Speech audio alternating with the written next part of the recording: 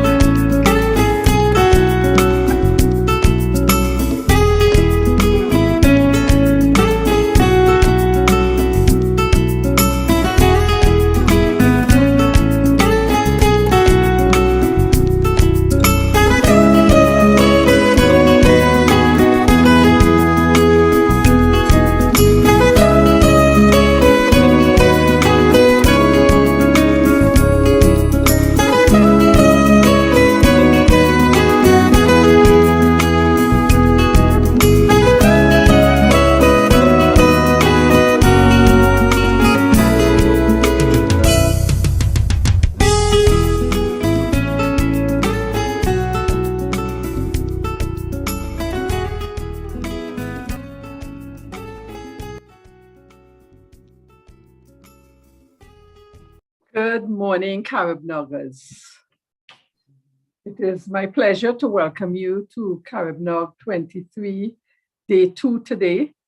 As many of you would know, our CaribNOG meeting started last week with day 1, which was streamed from Guadeloupe. This was a first for CaribNOG to have our meetings translated in French. We continue to meet virtually this morning.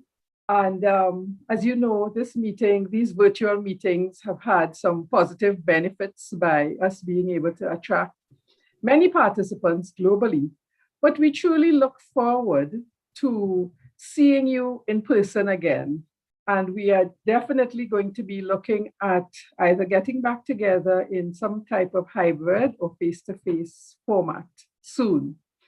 If by chance some of you would like us to host CaribNOG in your region, please reach out and let us know, and we can begin to start planning for that.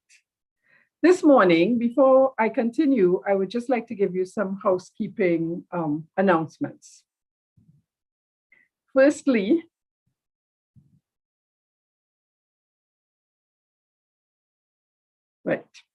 you will note on your screen that there is a chat button at the bottom.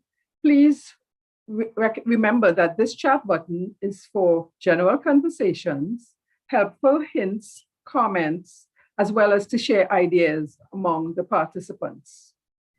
There is also the question and answer, which we would ask you to use to post your questions to the panelists during the presentation. Please do not wait until the discussion is finished to post your questions. Feel free to post it as you think about it. Note also that it will be possible for you to ask your questions live or to speak your questions. And we ask that you use the raise hand feature, and you will be acknowledged and asked to unmute your mic and speak. Remember, when you are finished speaking, to lower your hand so that we know that we are finished and move on. We remind you that in the chat, we asked you to be professional, to stay on topic, and to stay within the CaribNOG standards of behavior. So this morning, I move on now to speak to you about our CaribNOG agenda for today. As usual, CaribNOG, we have a host of great speakers. We start with the opening remarks from Amicia Musenden, who represents the government of St. Kitts and Nevis, and some wonderful work has been taking place and is taking place in St. Kitts and Nevis, even as we speak, and she's going to give you a little bird's eye view into that. We have Mr. Bevel Wooding, who will speak on behalf of ARIN and the work that ARIN continues to do and support us in the Caribbean as we continue to build resilient networks. Then we have our team of Stephen Lee and Brent McIntosh. Stephen and Brent, and I will coin a term from Kim Malilu in the CaribNOG Engineers group. And if you're not in that group, we hope to see you there soon. The CaribNOG Engineers group, where she talks about her fireside chats. So Steve and Brent are going to be talking to you about some of the work that they're doing on that project in St. Kitts and some of the other projects that they are working on across the region. Then we have a presentation from Kevin Shige, I hope I pronounced it correctly, from ISOC, who will be talking about the MIRA project, and he's going to speak on part 2 of that project. We were fortunate to have part 1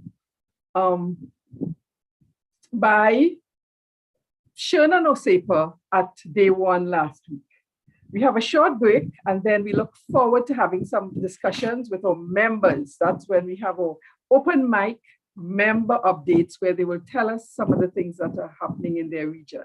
So without further ado, I now before I do that, let me just say thank you to some of our collaborative partners who have been working with us over all these years. We could not have gotten to CaribNOG 23 without the support of the Caribbean Telecommunications Union, the CTU, the American Registry for Internet Numbers, ARIN, the Internet Registry for Latin America and the Caribbean, LATNIC. And we'd like to say in CaribNOG that we are one of the few NOGs where there are two internet registries who work alongside us.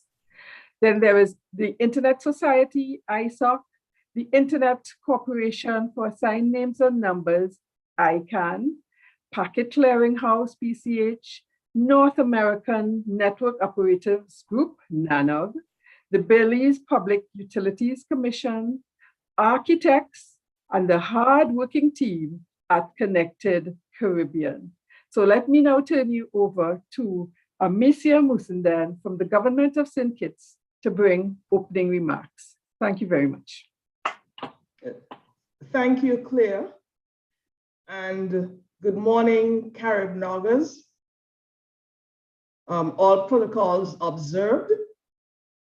First, I would like to express my thanks to the CaribNOG team for inviting me to deliver opening remarks at CaribNOG 23, which is being convened under the theme, Building Resilient Networks. I am delighted that the CaribNOG team has decided to highlight the work that is currently underway in St. Kitts and Nevis to establish the Internet Exchange Point. Our journey towards establishing the St. Kitts and Nevis Internet Exchange has been long. It started back in 2009 when the Caribbean Telecommunications Union, CTU, held its Caribbean ICT Roadshow here in St. Kitts and Nevis. I believe it was the first ICT Roadshow that was held. And at that roadshow, they promoted the establishment of local internet exchange points as critical internet infrastructure in the CTU member states. At that time, although there was interest amongst various stakeholders in having an IXP established here in St. Kitts and Nevis for various reasons, and that will take a whole other presentation to get into. It has taken a very long time for the actual realization of this initiative. Let's fast forward to December 2020. At this time, the Internet Exchange Point Development and Support Project is a capital project that was proposed by the Department of Technology. It received support with a budget of 2 million EC dollars and was approved as part of the 2021 budget estimates. This basically paved the way for us to move forward with the implementation of the Internet Exchange here in St. Kitts and Nevis. The overall purpose of this project is to provide the ICT infrastructure and support for the development, establishment, and operation of the St. Kitts and Nevis Internet Exchange Point as a critical internet infrastructure and resource for national development. The specific objectives are to position the SKNIX, for short, as a strategic national digital resource, to provide a central point for the delivery of critical national ICT services, to leverage the IXP for improved delivery of local e-government services in a more secure and cost-effective manner, to reconfigure the government wide area network to facilitate peering at the IXP and to improve network security and resiliency, to advance the proliferation of local content services via the IXP, to increase the efficiency of the management of the ICT infrastructure here in St. Kitts and Nevis, to enhance national cyber security protection of domestic internet traffic. And also, we are hoping that we will be able to establish a cybersecurity task force as part of this project. To implement this important initiative, government has partnered with a number of international, regional, and local stakeholders, including CaribNOG, the Network Startup Resource Center, ARIN, Packet Clearinghouse, local internet service providers, network operators, content providers, the Eastern Caribbean Central Bank, and the National Telecommunications Regulatory Commission, NTRC. The project stakeholders have been holding regular meetings, and we've also had 2 IXP technical workshops that were facilitated by the NSRC, the Network Startup Resource Center, and CaribNOG. And these workshops were organized to train the local stakeholders. The most recent workshop was held last week here in St. Kitts, and we are pleased that Brian Candler and Patrick Okui, I hope I have that pronunciation correct, from the NSRC were actually here in St. Kitts in person. And we also had Stephen Lee from CaribNOG, who was also here. They joined us to facilitate the workshop. On behalf of the government of St. Kitts and Nevis, and more specifically, on behalf of the Department of Technology, which is within the Ministry of Entrepreneurship and Communications, I wish to publicly express our sincere gratitude and appreciation to the NSRC and CaribNOG for providing training and capacity development for our local stakeholders. I would also want to thank the NSRC for their generous donation of equipment to facilitate the IXP training. To the CaribNOG team, especially Stephen Lee, Brent McIntosh, and Dr. Claire Craig, thanks for your assistance provided to date in implementing the Internet Exchange Point Development and Support Project. Without your combined efforts, we would not have reached this far. The formal commissioning of the IXP is scheduled to take place sometime during the 3rd quarter, provided, of course, that there are no further delays with the delivery of equipment. The government eagerly anticipates the startup operations of the St. Kitts and Nevis Internet Exchange, and we look forward to the realization of the benefits from its operation. Particularly, we are looking forward to leveraging the IXP to accelerate digital transformation here in St. Kitts and Nevis, including the delivery of e-government services. In closing, I would like to extend sincere thanks and appreciation to ARIN and CaribNOG for the invitation to participate in this forum. Your willingness to provide a platform and support for building resilient networks is further demonstration of your commitment to advancing the development of ICTs in the Caribbean region. Thank you, and I look forward to engaging in fruitful discussions throughout the day. Thank you. Thank you, Amicia. I now hand over to Bevel Wooding, who will bring opening remarks on behalf of ARIN. Thanks, Claire. Good morning, and good morning, Amicia. Very, very nice to see you again. Hi, Bevel. Brent, Stephen, Kevin, and all of those who have joined us online for day 2 of CaribNOG 23. I want to just bring some greetings on behalf of ARIN, the American Registry for Internet Numbers. And I want to commend CaribNOG for the very active initiatives that have been taking place over the past several months. I think if we look at the developments that have been just described by Monsieur in St. Kitts and Nevis, you can see that the CaribNOG community has been extremely active and operating inside of its mandate, networking for the greater good and for development of the region. Today we'll be drilling into some of these initiatives. We selected two. One is the CaribNOG Caribbean Internet Exchange Point Development Support Program, which Amicia just gave us some insight into how that is playing out in St. Kitts and Nevis, but it's actually broader than just that one territory. And so we want to describe that project, which is being done in collaboration with ARIN and the Network Startup Resource Center. That's the CaribNOG Caribbean Internet Exchange Point Development Support Program.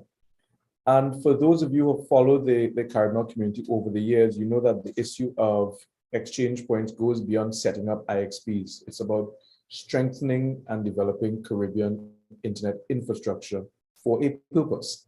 And that purpose is for the strengthening and the development of our content services, our economic, digital economic agenda, and ultimately for improving the lot and the opportunities available to Caribbean citizens throughout the region. And so we want to look at these developments and see what's taking place and how different territories are moving forward with that digital agenda. Related to that is the issue of understanding if all of this investment in internet infrastructure is actually yielding or resulting in better internet service, more accessible internet service, more cost-effective internet services. And so we'll be looking as well today at the Internet Society's Mirror project, which is currently underway in Africa. And we're looking at that and the experiences from that process to see to what extent can that be implemented in some way, manner, shape, or form here in the Caribbean. And what I want us all to take away today is that the fact that these presentations, the sharing of these experiences and these ideas and insights from our network administrators and from our technical community is designed to allow you, wherever you are, wherever you operate or function, it's designed to allow you to be better at what you are doing in your neck of the woods. It is to allow you to see that there are others who you can draw upon for examples, insights, technical support.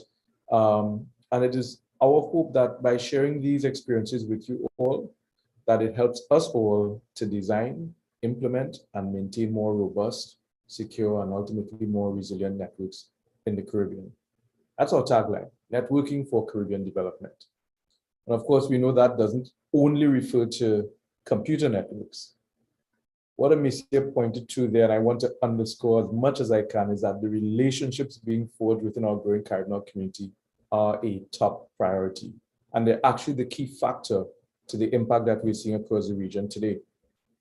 So I'd like to repeat something I mentioned on the opening day of CaribNOG, and that is, even though the region is diverse, even though there's a melting pot of cultures and economies and ethnicities and interests, even though each territory has its unique flavor, our strength as the CaribNOG community lies in our diversity. But that strength is really only truly activated in our unity. And that's what we're here about today. In presenting these experiences, in listening to Brent and Stephen, in listening to Amicia, and taking notes as Kevin shares with us what's happening over in Africa, the perspectives and insights from these members of our community underscore just how much we have in common. And we hope to practically convey how our shared challenges as network operators, as technologists, as cybersecurity experts, how our shared challenges, our priorities, and our aspirations allow us to work together for the greater good. Whether that good is nationally, whether it's regionally, or whether it's internationally, this is why networking of people has always been CaribNOG's top priority. And I really want to underscore that as we head into today's sessions. You're hearing information from persons out in the trenches, doing the work, getting the bruises, running against the tides, but they're doing that because they believe that it's worth it. And we're doing this sharing today and this interaction today because we believe it also is worth it to hear, to understand, and to appreciate the level of effort being undertaken by our comrades, if you will, out there in the fields to help improve national networks, to secure regional cyber initiatives, and to help strengthen our region as it faces increasing challenges in today's world. So I want us to remember differing opinions, corporate badges, politics, even national flags are not and should never be impediments to collaborating on shared development goals. Within CaribNOG, our shared challenges, priorities, and aspirations find common ground. And I really hope that comes out today as you listen to the presentations and understand where the development thrust is coming from. What energizes us, Stephen Lee and a Brent McIntosh, to support an Amicia Musindan in St. Kitts is more than just the passport that they hold. It's the identity we share as a Caribbean, and the belief that we can work together to help each other. So our common ground is a foundation for respectful discussions, selfless knowledge sharing, solutions-oriented collaboration. I'm saying these things so that you understand this common ground is what makes CaribNOG a truly unique community. And we have to guard that community. We have to strengthen that community. We have to increase that community and get others to understand that this is how we do it. That's a note for those who are old enough to remember. But this is how we do it, right? This is how we rule. And today, as we continue under this theme, building resilient networks, we want to listen to the presentations and take away practical lessons from the processes that Brent and Stephen will describe. We want to listen to Kevin as he shares on the MIRA project, which is that joint initiative between AFRINIC, the African Network Information Center, and the Internet Society, and see how their efforts to design a system to assess the level of internet resilience in African countries using these MIRA pods can apply to assessing the level of internet resilience here in the Caribbean. So with that, I want to thank you all for joining us this morning, and I look forward to, and I'm sure you all will look forward to, some presentations that bring more enlightenment, more excitement to the possibility that still lies before us, and of course, more conviction that this is worth it, and this is CaribNOG playing its part to advance network development and ultimately to advance Caribbean development. So thanks, Claire. Thanks, team panel. Thanks to our sponsors again. We couldn't do it without you.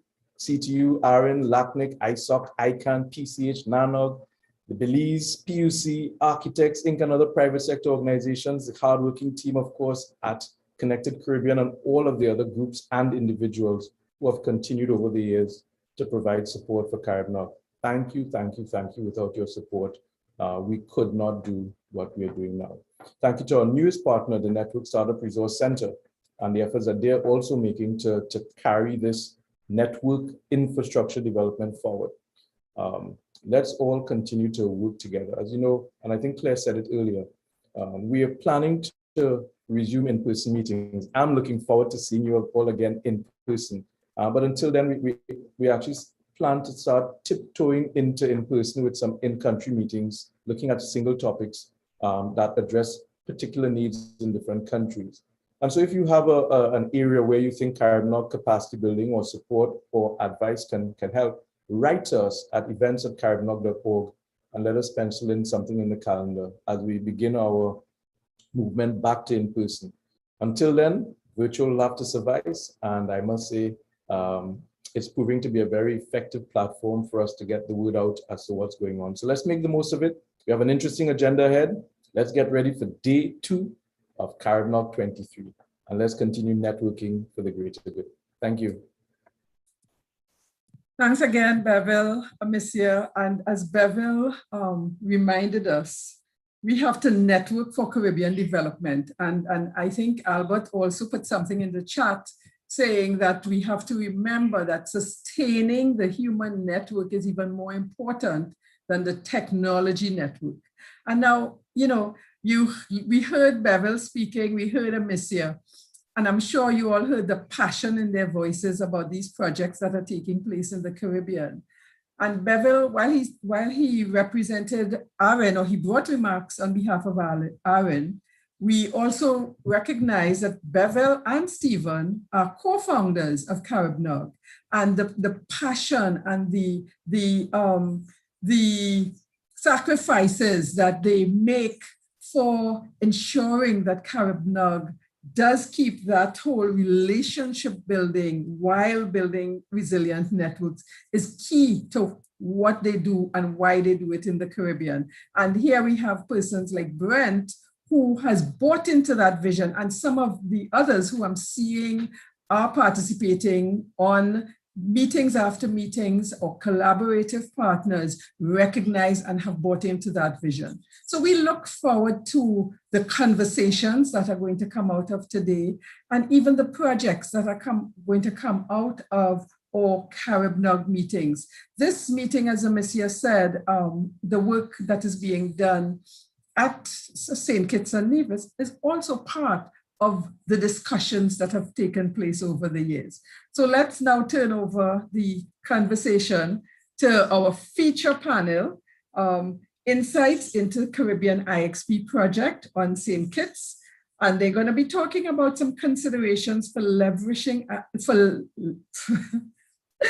for leveraging IXPs for national development. So Brent and Stephen are no strangers to CaribNOG and CaribNOG meetings, and they are our foremost experts in internet exchange point development and implementation in the Caribbean. So we look forward to hearing from them now. Stephen and Brent. Hello, good morning, all. Good morning, CaribNOG. Thank you very much, Dr. Craig. Thank you, Bevel, and thank you, Amicia, for the opening remarks and setting the stage for a great day two.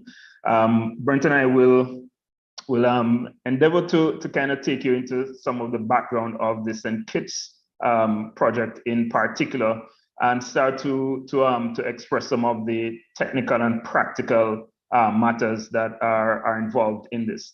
As we heard, this feature presentation is insights into the IX project in St. Kitts with the goal considerations for leveraging IXPs for national development.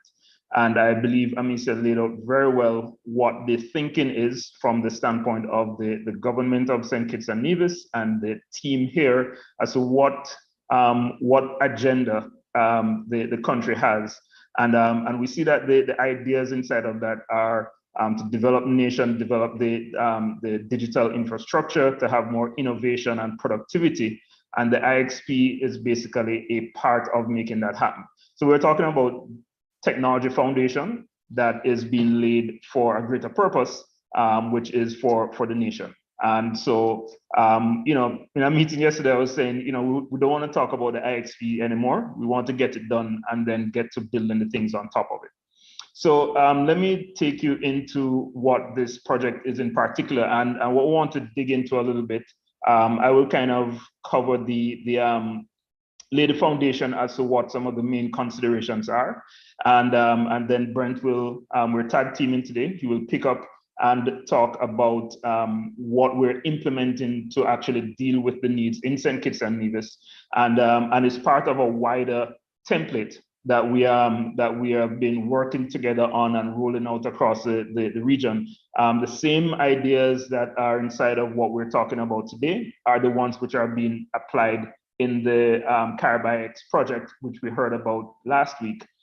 It's the same template, same pattern, same approaches, and so on. And these are ones that we've picked up over time as being successful in other places that we have successful IXs, such as GREX in Grenada and the Belize IX. So let's dive into that now.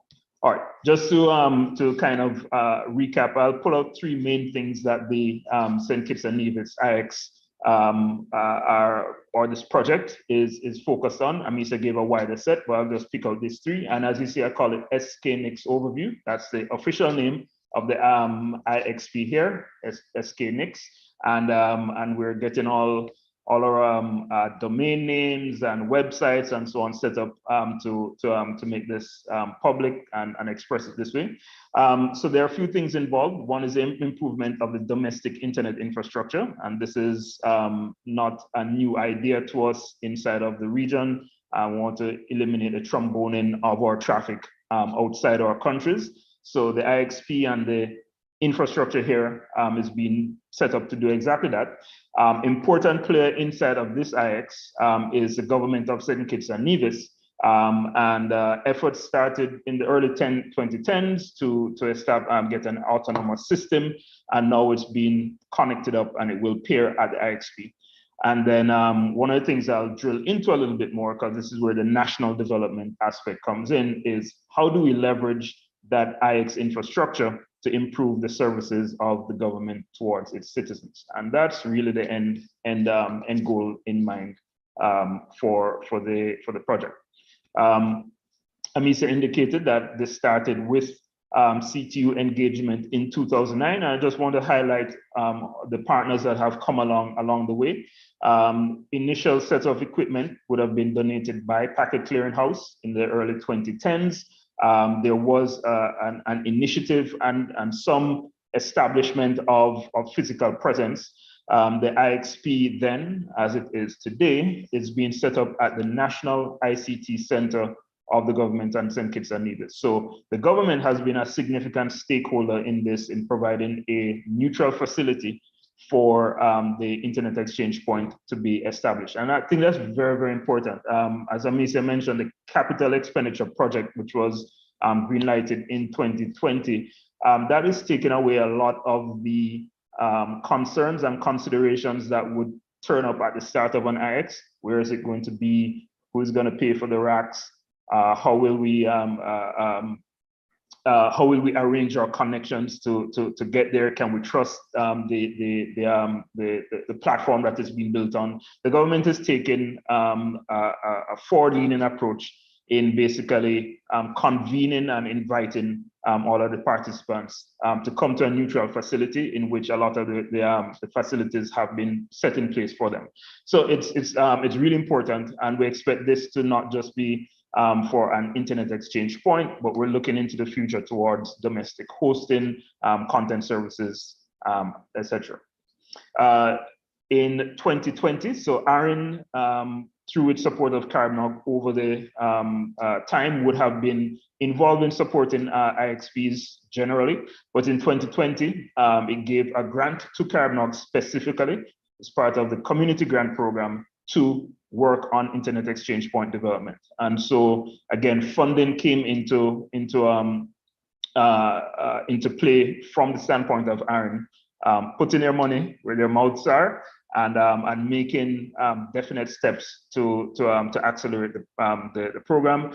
And in 2021, we established another partnership with the Network Startup Resource Center, who has been providing training and capacity development. So we've been surrounded by partners who are very invested in the success of this. The NSRC, as Amisa mentioned, has been conducting capacity training. So we see we had our first one, a virtual meeting in 2021. Had to do that online, but last week we were able to be here at the ICT Center in person, and we have a photo there of Patrick Okoye supporting the initiative by conducting training. And inside of this training, we had a wide range of capacity of the participants, but everybody was brought up to a level in which at the end we can talk about pairing. And we see a photo there of Patrick and the other trainer who was on the ground, Brian Candler, and Tavo Sargent from the ICT Center.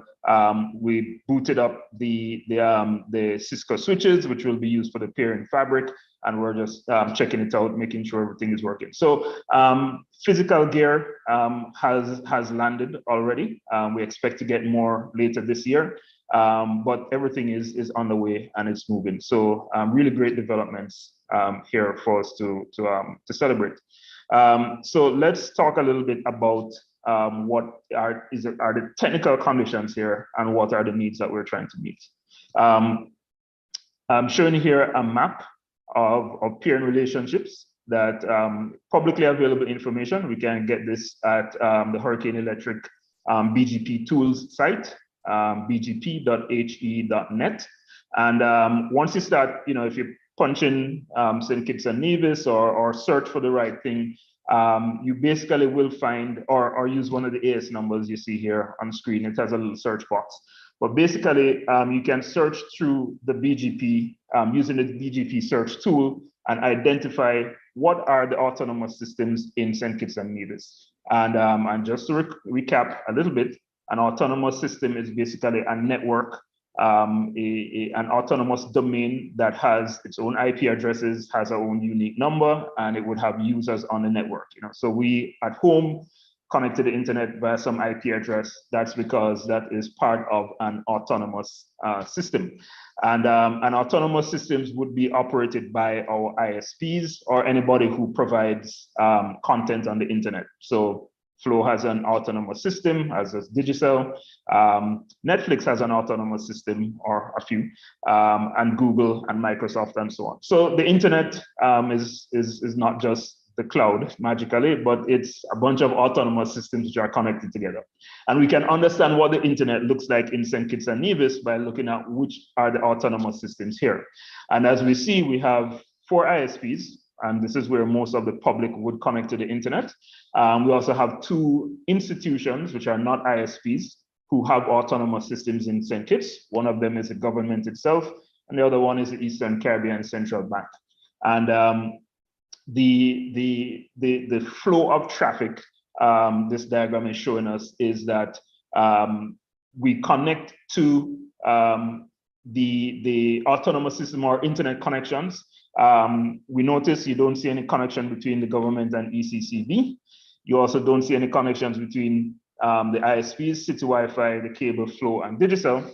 And we start to see connections when we get three layers in to it, which are at transit providers which are outside the region.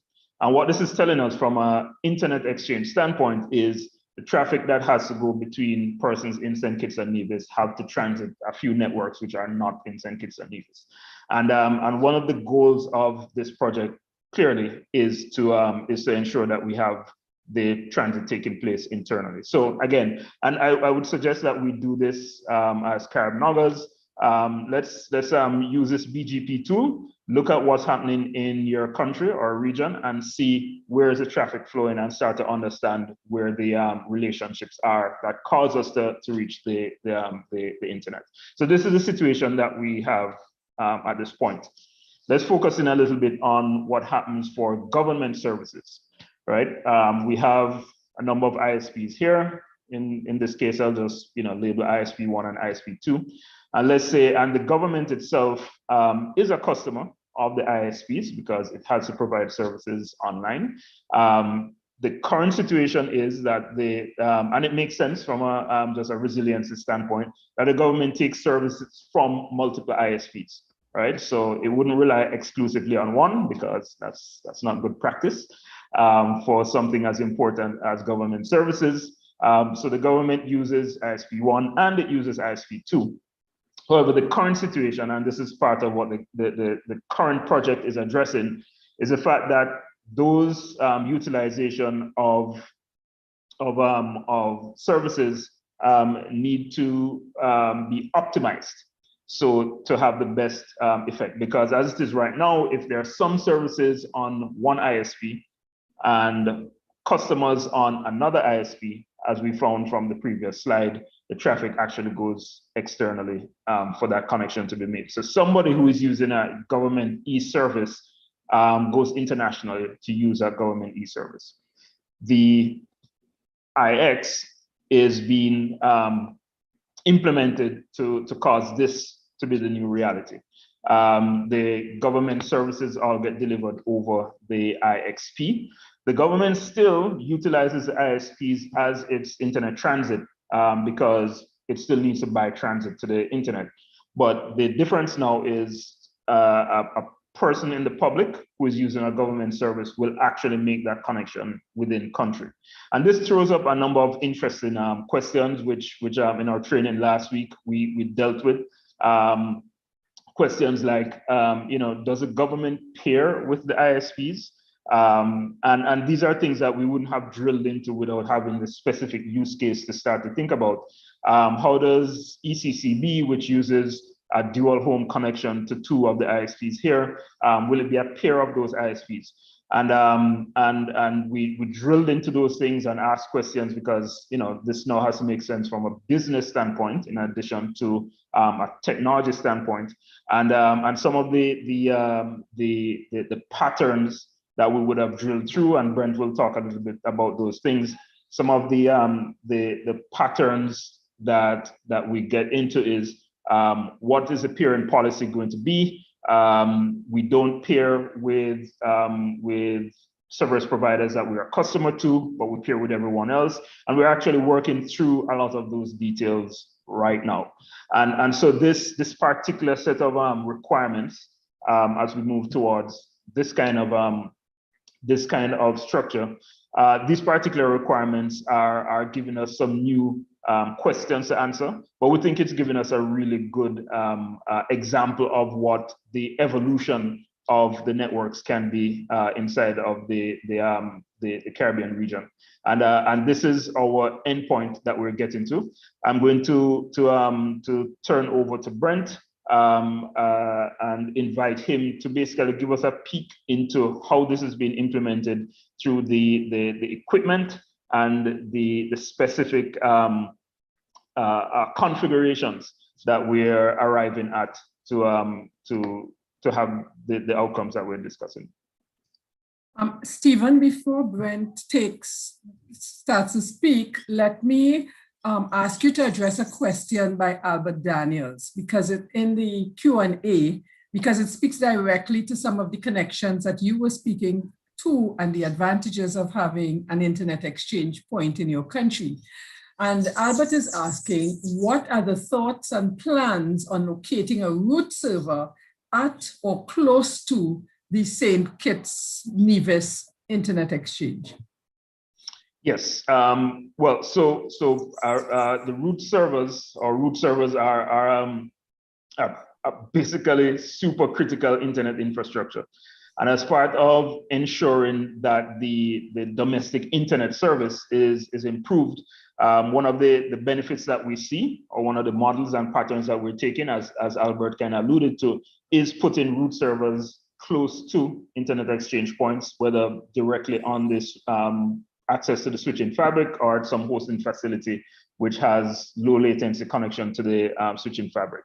So because of its critical importance, the intent is to locate one or more root servers here at the IX, and that's actually a part of the map or the service plan that's been developed. So yeah, thanks for pointing that out, Albert. It is definitely on the cards. Great, thank you, Stephen. So Brent, you can go forward with your presentation now. And folks, please remember to post your questions in the Q&A so that we can have some discussion on what is taking place and how it may impact you or persons in the region.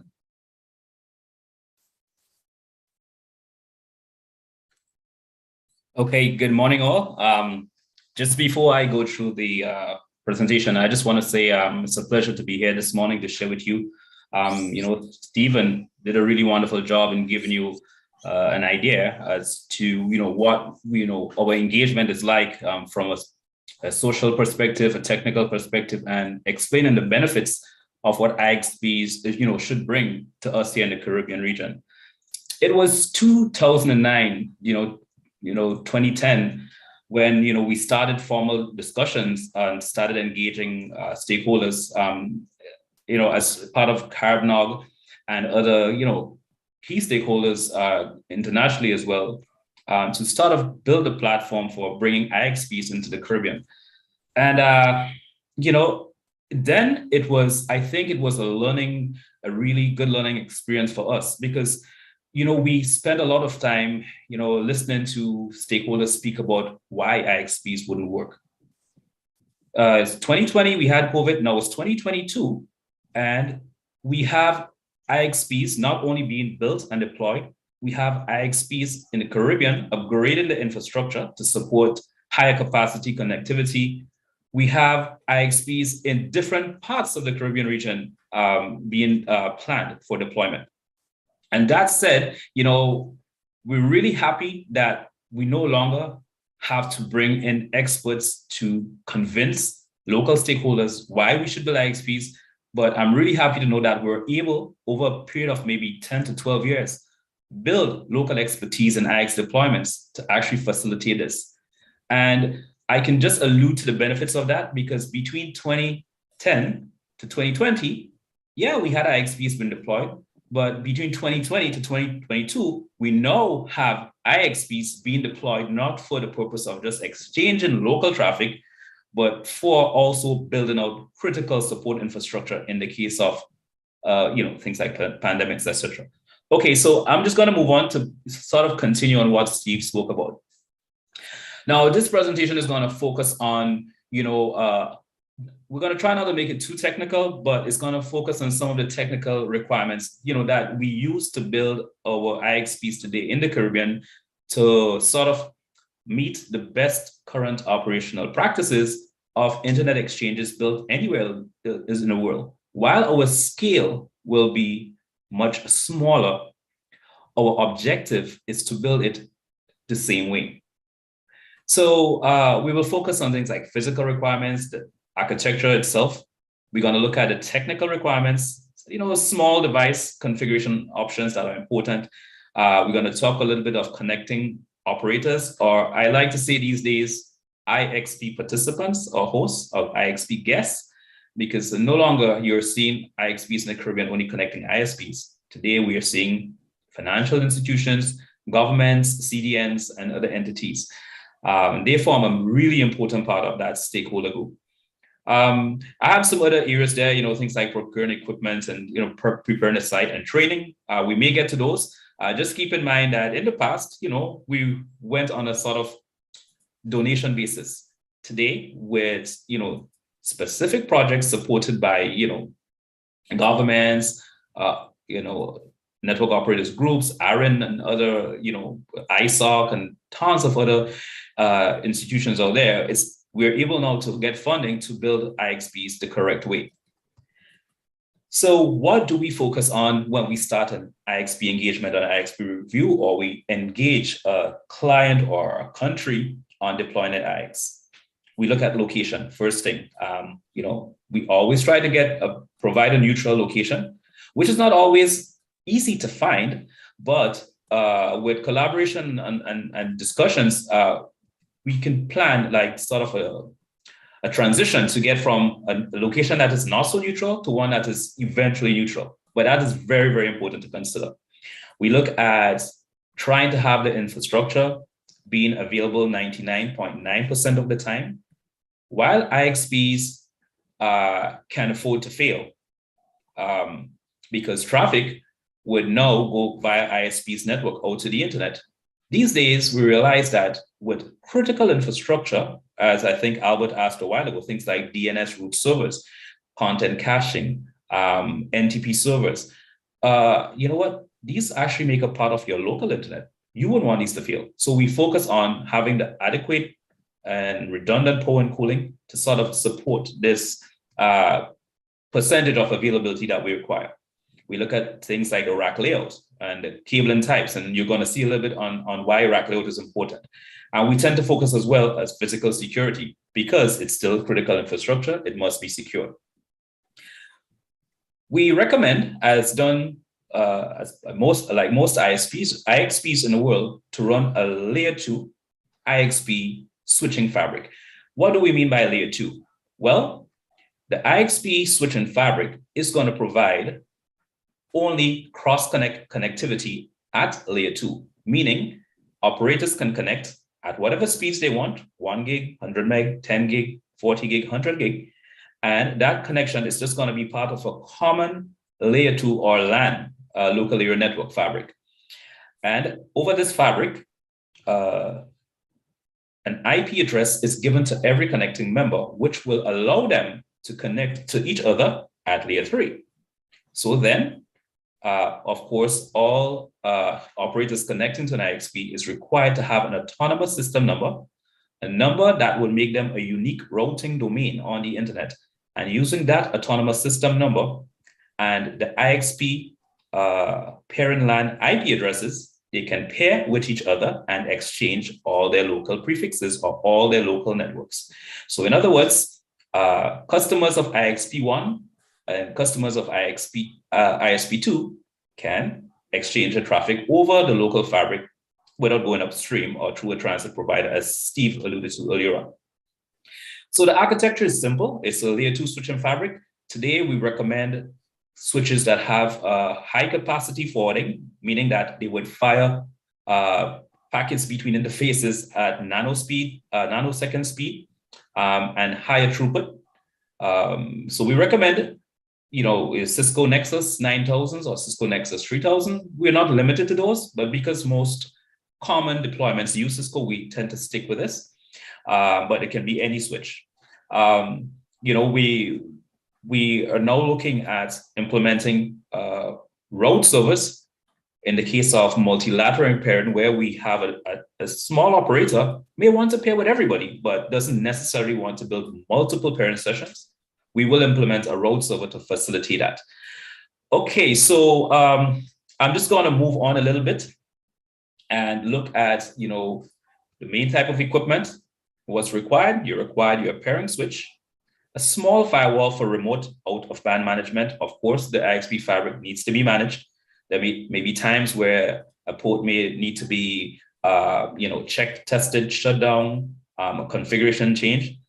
We recommend having, in the past, operators connected or IXP participants connected at, maybe 100 meg or 1 gig. Today, we recommend using transceivers or optical connectors that would provide you the option of connecting either 1 gig or 10 gig. This sort of helps you with your long-term plan where you don't have to do a forklift upgrade to change your connection speed as traffic grows. We've seen in the past, and it happened in the Grenada Exchange, where all connections were 1 gig. And as soon as we were able to put in Akamai and Cloudflare caches, and we realized, hey, this traffic is way more than 1 gig.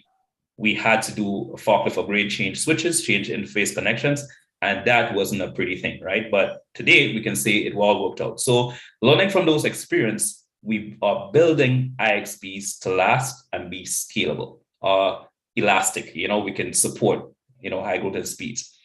We do recommend using servers to host critical infrastructure services such as your route reflectors or your route servers or your route collector, which you can collect local routes. So customers and ISPs and other participants alike can actually go ahead and test their networks.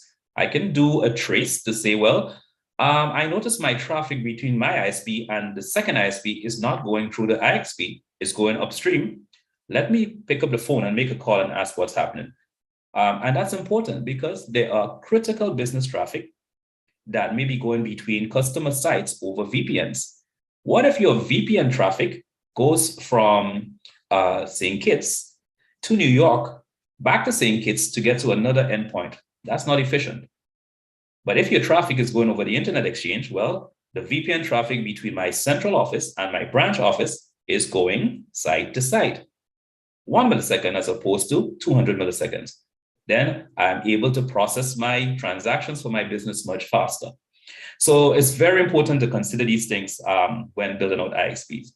While we may recommend specific servers, again, we're not trying to say use the specific vendor. It's just that, we try to focus on what would make it a much faster and efficient deployment.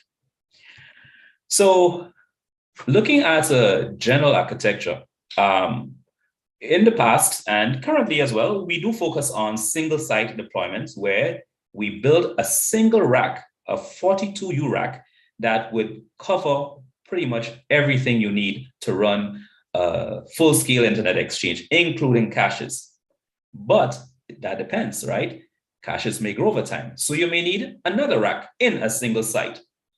Now, our experiences over the last few months doing engagements with internet exchanges, not just in the English-speaking Caribbean, but in the French-speaking Caribbean, we realized that, we are being challenged. We are being challenged with new requirements. We're being challenged with new conditions that would make it possible for IXPs to happen. And when I say new challenges, let me give you an example. We may see national stakeholders, which would be IXPs, governments, and other partners wanting to have internet exchange points with a primary and a secondary site. Well, that works because we see it happen over, in other parts of the world, right? But then you have to consider what are going to be the actual requirements to make that fabric a single fabric. Well, I may have 2 locations, but I should be able to connect and pair with IXP participants seamlessly over those 2 sites. Now you have to look at inter-site connectivity, special ways of interconnecting the sites using newer technologies other than layer 2 trunks. We're seeing newer technologies like BGP EVPN and VXLAN being used to seamlessly connect partners over this internet exchange. And to date, I think it's going to be very possible that in the next few months, we will have IXPs deployed in the Caribbean in multi-site or dual sites. So this is something that's not really new to us, but this is something we're almost forced to consider going forward when we're doing our deployment guidelines. I'm just going to speak a little bit about device configurations because I know there may be a few engineers on and might be happy to hear this, but not everyone might want to get into that. So I'll just go over it quickly. So once a switch fabric for the internet exchange is deployed, we allocate ports for every client. And let me show you what I mean. If I just quickly jump to this app, okay. So we will, and this tool is called Data Center Infrastructure Management. There are many different kinds. So we use this tool to sort of manage our projects. So to date, let's take, for example, St. Kitts. St. Kitts is SKN, I think.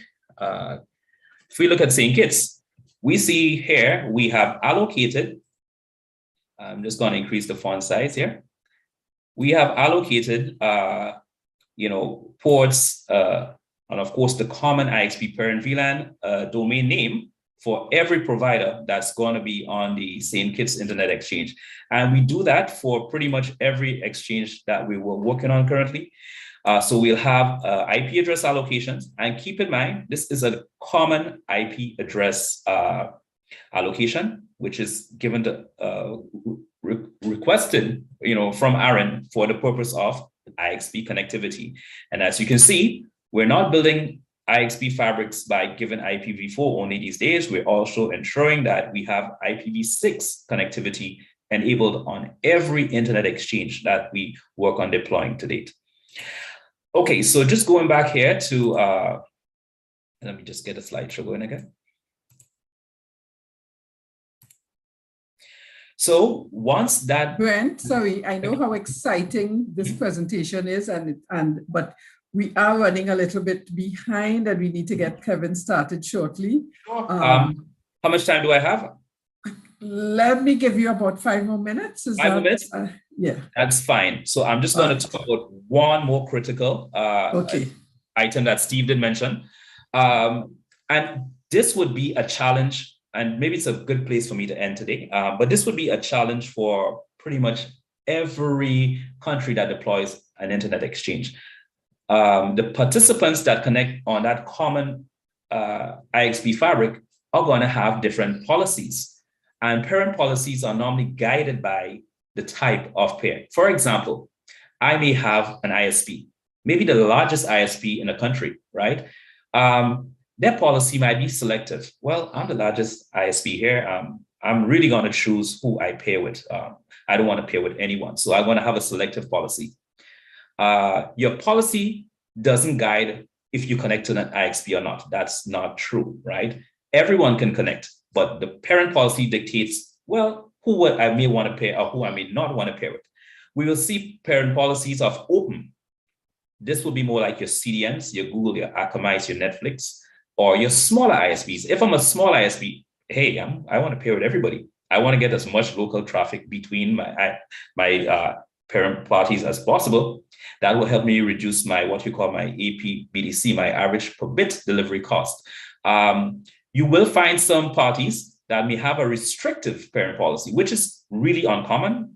We've pretty much seen open and selective. And just to give a quick guidance as to this, and this will be my last point on this, just before I end, is looking at ParentDB. If you go to ParentDB quickly, and you query, let me query an internet exchange here. I didn't really optimize my screen today, so sorry about that, folks.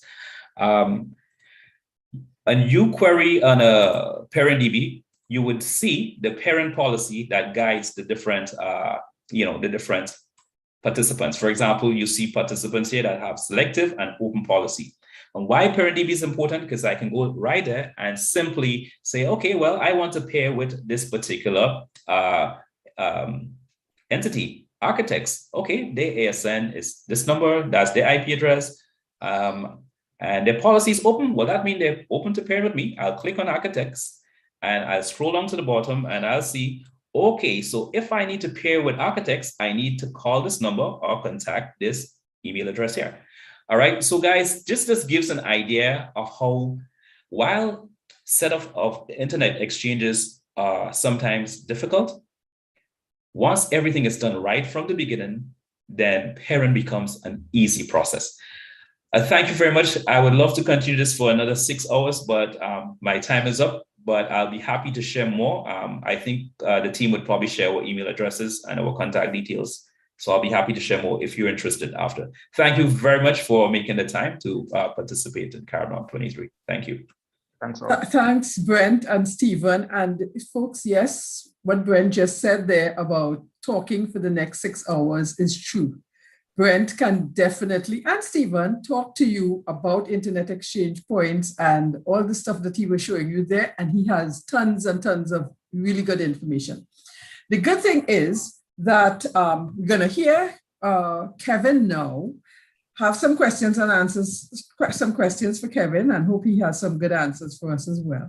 But in the program later, we have an open mic segment where we can save some of our questions and come back to Stephen, Brent, and even Kevin and respond and ask them some of our questions then. Okay, so it now gives me great pleasure to introduce Kevin to you all to speak on the MIRA project, which Shernan introduced to us last week at CaribNOG 23, day 1. So we would hear from Kevin some of what is actually taking place on the ground in Africa.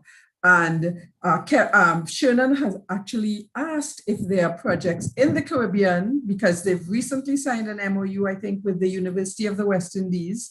I'm not sure if it's the entire university or if it's just the St. Augustine campus. We have Kim Maliliu on the call as well, so she may be able to tell us something about that. Kim, yes, I'm throwing you on the spot. And, so we really want to take this research further, because what we found in the Caribbean is that we do things, but we don't tend to document what we do. So research is critically important. So Kevin, I wouldn't speak anymore. Let me turn it over to you so you could tell us a little bit more about this project. Thanks much. Thank you very much, Claire. Good morning, everyone. My name is Kevin Chege. I work for Internet Society as Director of Internet Development. I'm very glad to join you today at the CaribNOG event. I'm based in Nairobi, Kenya, a bit of a distance from the Caribbean, but who knows, hopefully one day we'll get to meet. So I'll talk to you about a project we've been carrying out in the African region called Measuring Internet Resilience in Africa. And I'd like to start by just quickly going over something I'm going to mention a lot in this presentation, which is our Pulse dashboard. So my colleague Shannon, I believe, introduced a bit of the MIRA project and perhaps also spoke about ISOC, what we do. One of the 8 projects we're doing this year is on measurements, and what we have been, how we've been presenting this data is through a dashboard we call Pulse. Pulse can be visited through pulse.internetsociety.org. It's where we present all our measurement data, and it's curated data from several sources. And one of the focus areas which we cover there is the internet resilience focus area, which I'm going to focus on a bit later. And the main thing about Pulse is that it's open to everyone, whether you're a policymaker, a researcher, or a journalist. You can use that to get information about measurements globally. This slide here shows the partners that from whom we get measurement data from. So we have PCH, ICANN, Mozilla, among several others. So it is a wide range of data sources we use there on Pulse. So very quickly about the 4 focus areas that you'll find on our Pulse dashboard. The first one is on enabling technologies. This focus area, what we try to do here is keep track of deployments of key technologies globally. So IPv6, TLS, we try to see how the adoption is globally. Second one is on internet shutdowns. So here we try to track artificial shutdowns. This is a shutdown that has been maybe enforced by human action. And you can go to the shutdowns page there on the platform there and see current shutdowns going on globally. And then the third one, of course, is internet resilience, which I'm going to cover in detail. And then our final focus area is on centralization, which tracks adoption of core internet services globally. This year, we're going to have a 5th focus area. It's called keeping traffic local, just to keep track of how well countries are doing in keeping traffic local. I watched the interesting presentation from Brent and Steve on the IXP, a very important part of internet infrastructure. So that's one of the key things we want to see with this focus area on keeping traffic local. So hopefully we'll have a bit more of that on Pulse later this year. So I'll jump now to the main focus of my presentation. This is on internet resilience. With the project called MIRA, what we wanted to find out was exactly what the experience is in terms of internet connectivity in Africa. How resilient is it? How good are countries' connectivity? How well would they cope in the incident of a fault? Perhaps are there countries that have good internet policies? Are there factors that lead to some countries in Africa having better connectivity than others? So we work together with our regional internet registry in Africa. This is ARIN. And we came up with this project called MIRA, or Measuring Internet Resilience in Africa. And there are 2 main goals. The first one is to determine levels of internet resilience in Africa. We wanted to measure certain metrics using available data. We wanted to use a scalable method so that even if it's used in other regions, it can be easily adopted or adjusted to fit any sort of environment. For example, in Africa, we have 55 countries. We started with just about 20, but then scaled on to cover all the countries that are in Africa. And I wanted to aggregate as much information as possible on these countries so that we can get a very clear picture of connectivity on the ground and the real experience of internet users on the ground. And then the second goal is to present all this data in a very easy to understand manner. So whether you're a policymaker, a tech engineer, or just a regular internet user, you can find out what the state is of connectivity is in your country or neighboring countries. The main project partners are ISOC and ARIN, the RIR, but we did get a lot of help from University of Cape Town, Simula, and Carnegie Mellon, excuse me, to help with the thinking around the methodology to do the current measurement. So we really did a lot of work to think through of how we're going to approach this, make it as scalable as possible. We put all our ideas and thoughts in a white paper. If you go to pulse.internetsociety.org/resilience, you can download the white paper there, which covers our thinking and our approach to this work in Africa.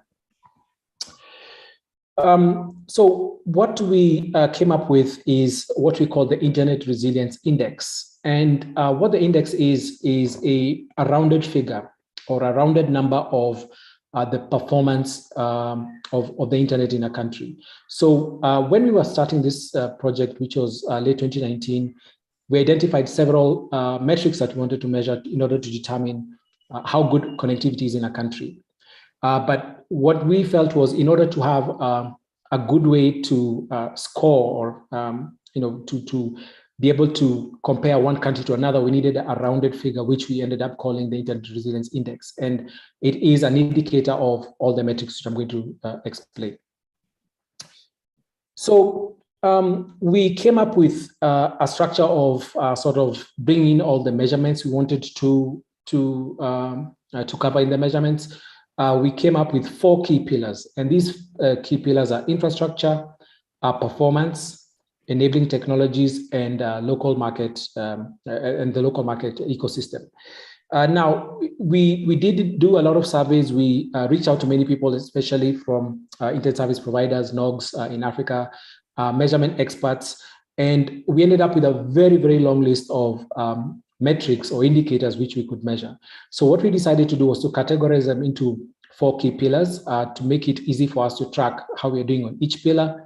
And also this allows us to have what you'd call a modular way of carrying out the measurement. So what became very clear to us when we started was that we can't measure every metric that everyone would like us to measure, but we can start with a few and have it in a very modular structure, so that if we want to add a couple of metrics, for example, if under infrastructure, we want to increase the number of metrics, maybe number of cable providers or number of power providers, we can easily just add more dimensions and more indicators below that. I'll talk about that a bit more in the presentation.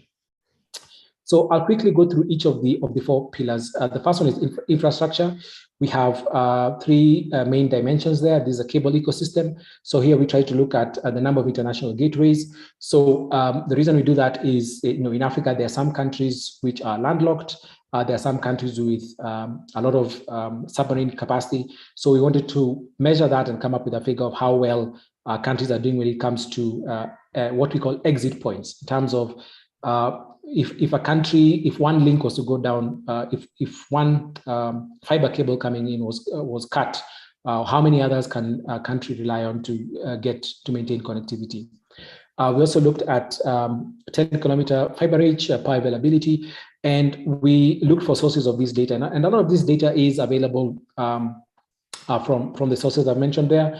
Some of the sources we needed to pay for, but most of these are open, and it's very easy to just do the same type of analysis, use the same dimensions, use the same indicators, and just streamline them to the Caribbean region or any continent that you want to carry out the measurements on.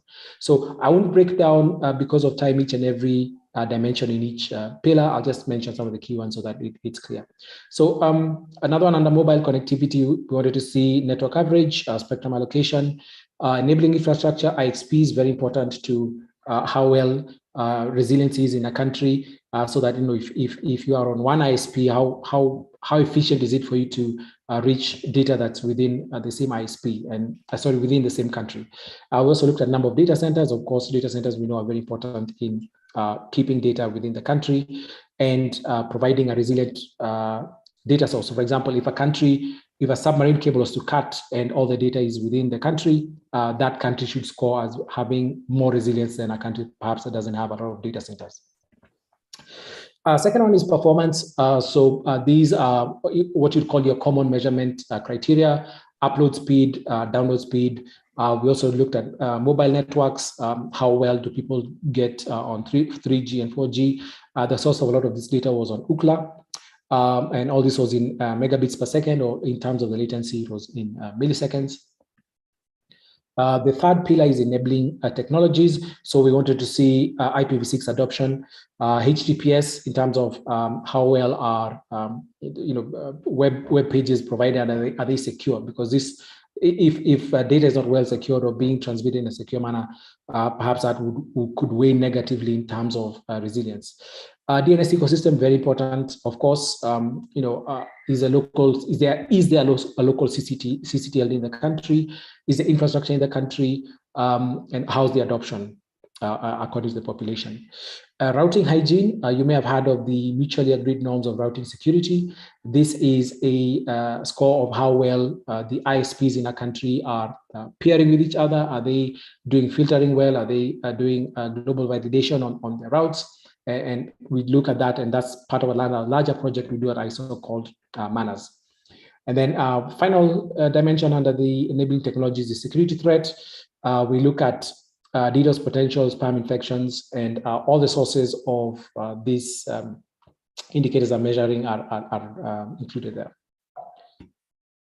The final one, local ecosystem and market readiness. So this is just to see how well a country is served. If a country only has one internet service provider and another country has 10 internet service provider, the country with more internet service providers obviously should have better resilience, because it means as an internet user in that country, you have choice. And we look at affordability as well. The data sources we see at the ITU. We also look at traffic localization. How well is peering being done within the country? And e-government index, is a country, are the government resources hosted well, and are they locally available to citizens? So I've gone through the 4 key pillars and a couple of the dimensions in there, and a number of the indicators we have there. So to summarize all that, this table perhaps is a very clean way of presenting all that. So on the left column, we have the pillars. So the 4 pillars: infrastructure, performance, enabling technologies, and local ecosystem. What we decided to do was assign weights to each of those 4 key pillars, and then within the dimensions would then give weights as well, so that we get a rounded figure of 100%. Now, these figures you see here, the weighting we see here, was mainly through consultation with experts in the measurement field. We did realize that it may make a lot of sense to have a interactive way of scoring your own weight. So for example, let's say you're a network operator, perhaps you're only interested in seeing infrastructure-related metrics, or you want to score different countries in the same region based on how well they're doing on a particular pillar, for example, infrastructure. So we did pilot a sort of interactive way to present all this data, which I'll also go through, hoping there's enough time. But this currently, when you go to the Pulse website, the scores you see there, or how the Internet Resilience Index figures you see there, are based on the weights you see here, which we assigned sort of based on asking experts in the measurement field how well we should score them. One thing I just want to repeat here is all this is modular. Modular meaning we can plug in more pillars into this. We can maybe add more dimensions.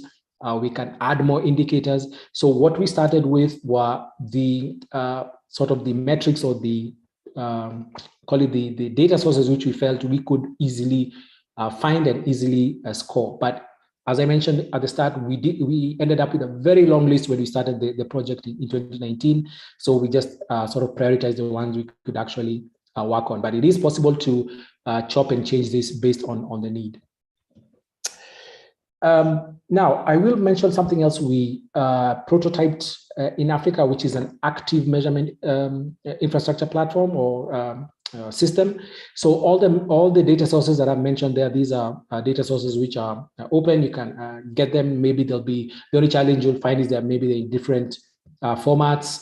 Some of the data is in a CSV, and is in JSON. So what we try to do is aggregate all that. But we did want to pilot a active measurement system or platform, because we wanted to carry out a couple of live measurements ourselves.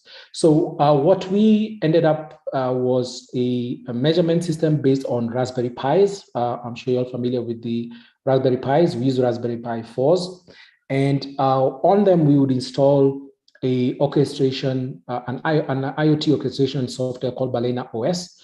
There's a free version and there's a paid for version. We use the paid for version.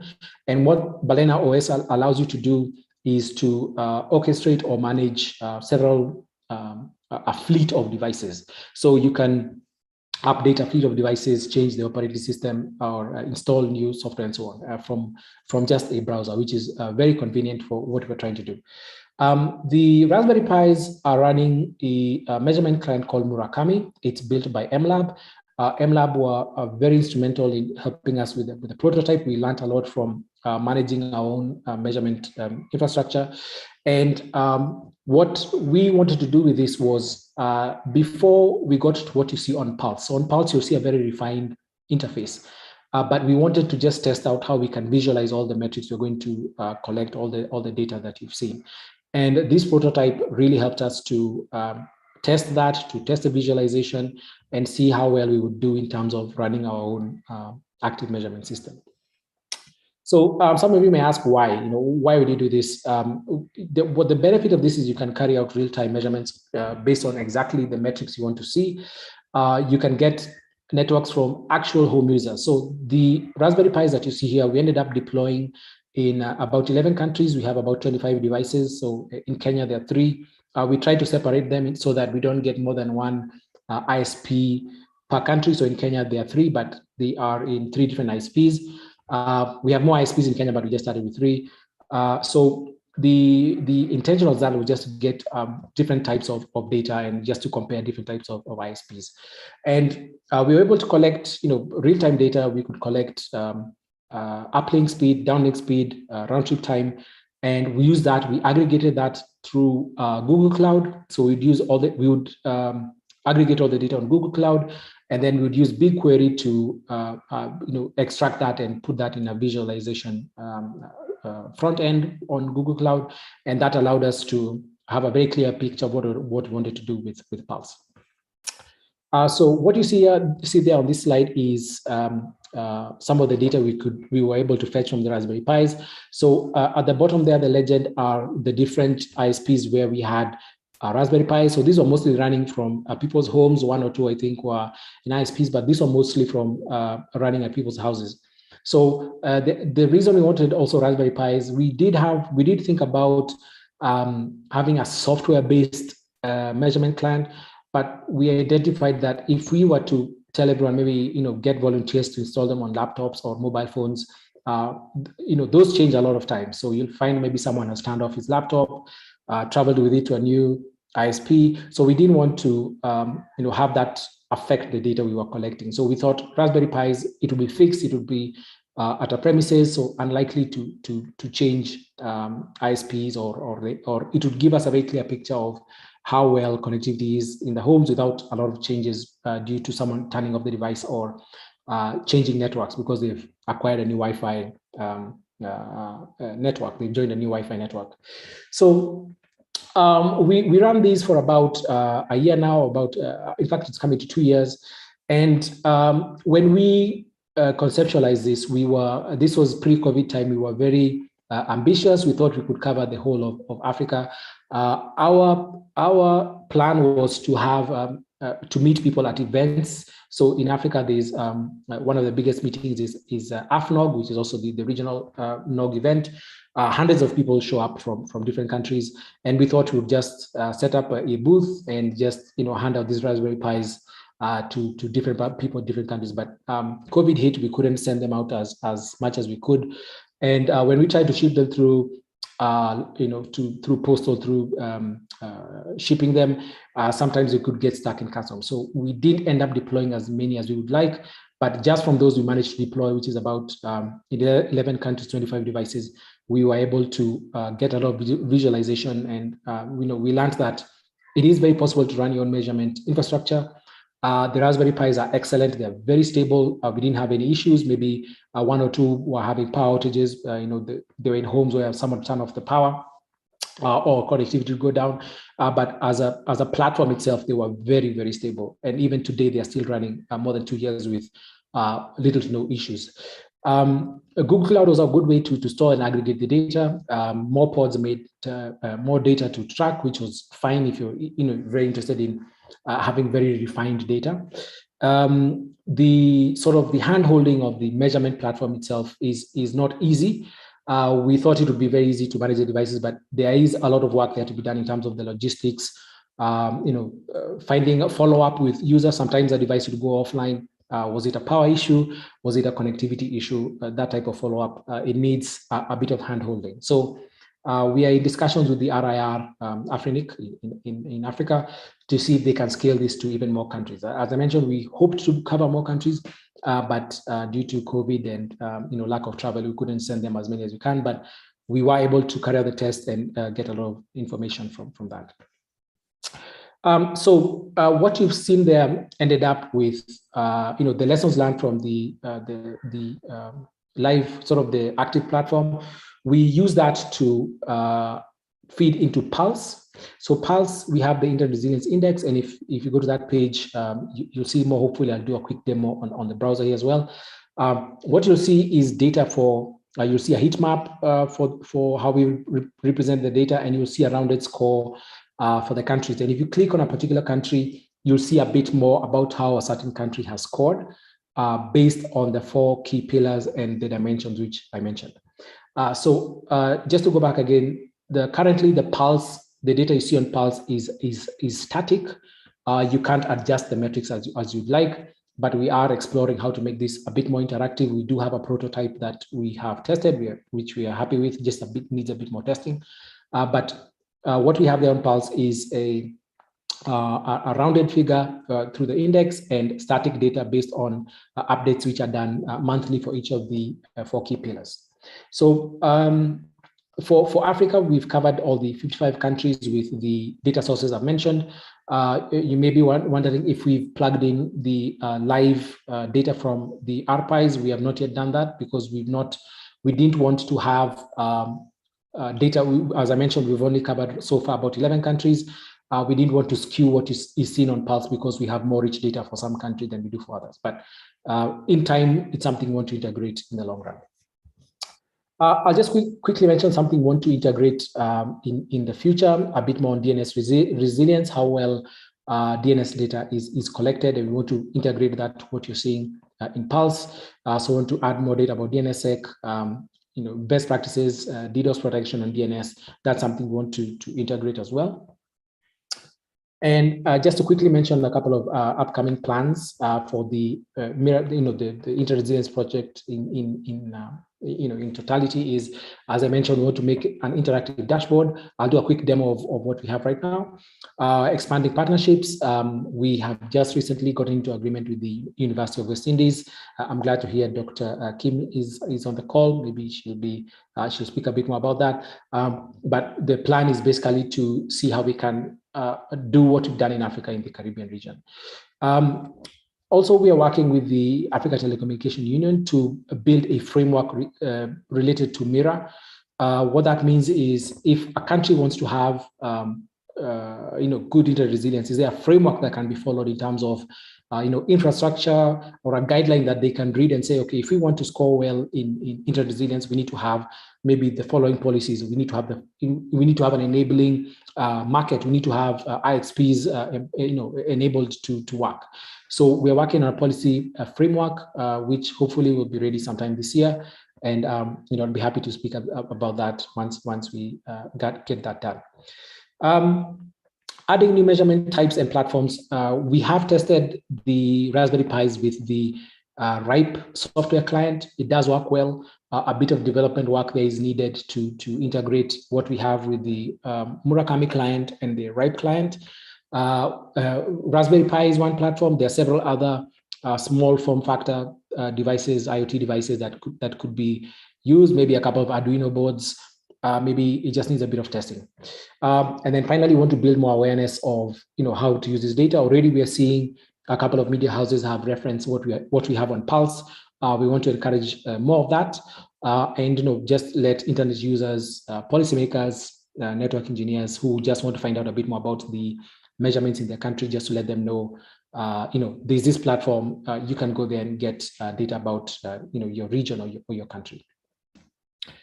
So I'd like to stop there and thank all of you for the time. I don't know how well I'm doing for time. I may be able to do a quick demo if time allows. Maybe Claire will advise on that.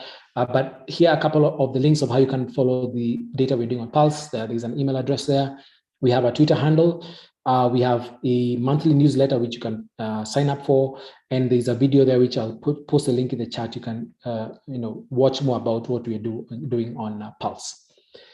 So I'd like to maybe stop here and maybe ask if there is time for a quick Q&A, or how am I doing for time?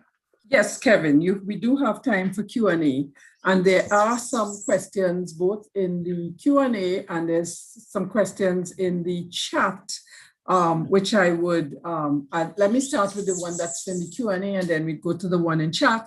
And if we have time when we finish, then you could do the dem.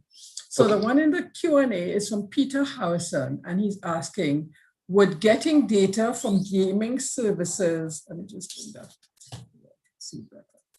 Would getting data from gaming services, international or Africa-based, be another useful source of data? How relevant and feasible would that be for the countries selected? It would seem that these companies could be very interested in this data interpretation. Yeah, thank you for the question, Peter. So the data sources, it is very possible to integrate more data. It is very possible to just add a new pillar or a new dimension. We've not really looked at gaming services. We were thinking of going to DNS, but of course it is very possible to do it. And the way we've sort of built the mirror from the ground is that if someone wants to include a certain metric or include a certain type of data, it's very easy to do so. So it's just a matter of just identifying, where does it fall in the 4 key pillars? Is it infrastructure? Is it enabling tech? And then just plugging it in and getting the data that's needed. So the short answer is yes, it is very possible to do so. We've just not jumped to that yet. We prioritized sort of the ones we thought were useful to most people at the time, and those we could get the data for easily. Okay, thank you, Kevin. Peter, I hope that answers your question. If not, you could just add another layer and we will come back to it. There are 3 questions from Max Lassen-Henry, who is the peering coordinator at the Haiti Internet Exchange. Let me ask them one at a time. Max asks, can you elaborate more on the measurement related to security using the manners framework? So I know he's talking about manners and not mirror. So I don't know if you can talk about that. And do you collect data at the IXP level, operators, etc.? And I was actually thinking about that because I know you said you handed out these, the probes, not the Raspberry Pi probes. And I was also wondering who were the persons, who were the organizations that these were handed out to? So tying that into Max's question, do you collect data at the IXP level, the operators, or who are some of these stakeholders where the data is collected from? Yeah. Okay, so thanks for the question, Mark. So the manners data that we have is from our manners observatory. So I mentioned one of the key projects we are doing at ISOC is on manners. And for those not familiar, manners stands for mutually agreed norms or routing security. And there we track how well peering is going on, how well routing is being done in terms of the hygiene between network operators or ISPs and the AS numbers between them.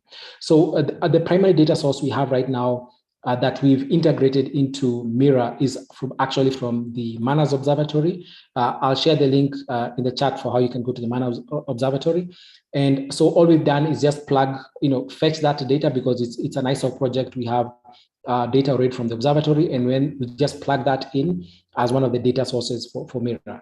And then just to to relate that to the question on the Raspberry Pi probes, the Raspberry Pi probes, we didn't get them into the IXPs yet because we had a lot of data from the Manners Observatory. What we decided with the Raspberry Pis was we gave them to, as I mentioned, as a prototype, we gave them to people who are mostly from the ISOC chapters in Africa. So our colleagues, friends, just people we knew from the chapters would give them, and they would set them up in their homes mostly. And we tried to separate so that we don't get in one country 5 probes on one ISP. We tried to change them out. So the Raspberry Pis were given to people mostly known to us from the ISOC chapters. And the feedback we got from that sort of prototyping was that it is possible to run your own network. Just a bit more thought needs to be done on the logistics and the follow-up. Some devices would go off in the middle of the night. Was it connectivity? Was it power? So that sort of documentation. But it is very possible it worked quite well. The data we got from that, we're able to feed into what we see on Pulse. And I think what we are going to do next is work with our IR on how we can expand so that we cover more African countries. Right now, we're only covering 11. And then to the question on, is it possible to leverage RIPE Atlas infrastructure? Yes, it is. We did test on the Raspberry Pis, we did test the RIPE Atlas software client, and it worked very well. What we wanted to do next was have the RIPE Atlas client, the RIPE Atlas software client, and the MLab client run concurrently, and just have it in a way that maybe the RIPE Atlas client does its tests, we aggregate that data, and then maybe a few seconds later, the MLab client does the test, and then we aggregate the data. So in short, we tested it. It can work along the Raspberry Pi. The Raspberry Pis are very robust, and we were using the Raspberry Pi 4 with 4 GB RAM. They were more than capable than running that. It's just that we've not integrated the RIPE Atlas software client yet, but we do know it is possible. Yeah, so I hope that answers the two questions, Max. Right. There's just one other question there on how the mirror solution around Raspberry is different.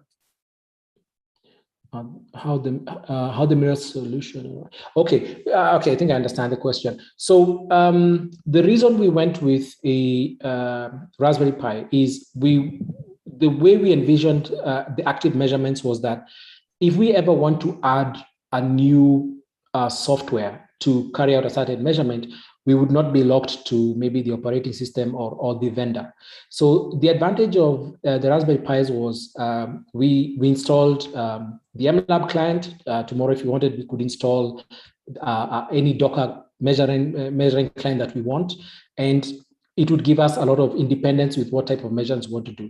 So the reason we opted for that was the independence, so that if we want to, if you want to measure, let's say using PubSonar, for example, which is a sort of a throughput measuring platform, we'll just install it as a Docker client and carry out the measurement. So that sort of independence comes by running your own hardware platform. The Raspberry Pi was working quite well for that. It's just a matter of scaling it. So that was, I would say, one of the main drivers for going with Raspberry Pi. So if there are other, we are familiar with the RIPE hardware, which is excellent. We just wanted a platform which we could plug in more and more measurements if we needed to. If you want to run MLab client, if you want to run PubSonar, you want to run anything, that's what the Raspberry Pi would allow us to do. And we tested it, and it worked quite well. It just needs a bit more work. And we were using Docker containers, and they would work quite well. So any Docker container in terms of the measurement could just be plugged into the Raspberry Pi, which would fit quite well in the long run for this type of project. Okay, great. Thanks, Kevin. There's just a comment from Peter Harrison again. Thanks for your question. The mobile app performance logging from these services could reduce the dependency on a limited number of hardware devices. A very interesting presentation. Thanks.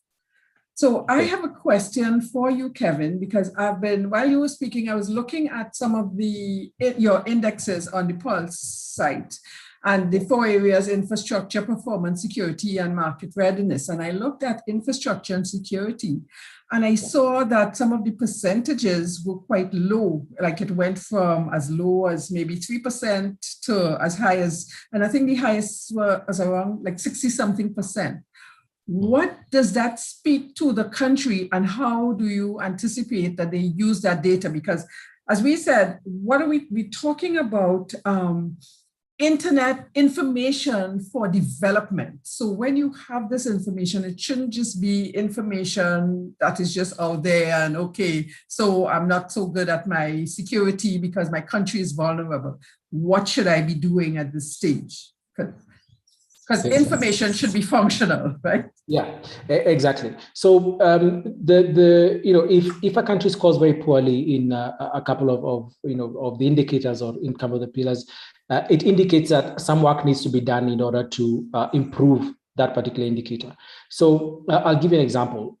If you look at the resilience page, there are some countries that overall scored very poorly. If you look at them, you'll see maybe they don't even have an internet exchange point, or they've not deployed certain infrastructure in the country. So that is an indicator that some work needs to be done in that country, maybe it could be the network operators in that country. It could point also to a policy limitation or absence of a policy. If there's only a few internet service providers or only one internet service provider, it means the market needs a bit more competition just to allow more options to the user. So what we're trying to achieve was just a way to aggregate all this so that you can go to any country and see, okay, this country is doing very well. Here, you can even look at it from the point of being maybe doing business. If you want to, go to a country that is well connected, has IXPs, has lots of ISPs, you can use this to make a business decision. If you are an internet user and maybe you're wondering why is it that connectivity for me is very poor, you can use that and compare to countries that are doing well, and you'll be able to see maybe, so this country is doing well because they have more ISPs. Is it that we have a policy issue that we need to address? Is it that there's no enabling environment for these other for other competitors to come? So just having that index and having a way of seeing that, okay, we need to improve in security, we need to improve in routing hygiene. That already allows someone to make an informed decision on what needs to improve, and that's what we're hoping to achieve with Mira. That's great. And thank you so much, Kevin, for this presentation. I'm not seeing any more questions in the chat or in the Q&A. So thanks again, but I'm gonna ask a question, and it's for you, and this ties into what you just spoke about, Mira, Stephen or Brent. Before I say that, we should have a break now, but I'm gonna cancel the break because we close to 12 o'clock so that we could just move smoothly into the rest of the presentation since we're running a little bit late. I hope that's okay with everybody. So the question I'm going to ask is, in most developed nations, we see that the internet exchange points are normally driven by the service providers. What we're finding in the Caribbean, there seems to be a role for the government and the regulators. And based on the information that you just presented, Kevin, there is information there. If a country is doing poorly, there are policy decisions that need to be made to support, and to strengthen the infrastructure in that country and to make them more resilient. So from any of you, do you see a role for government and regulators to ensure that to build resilient internet infrastructure?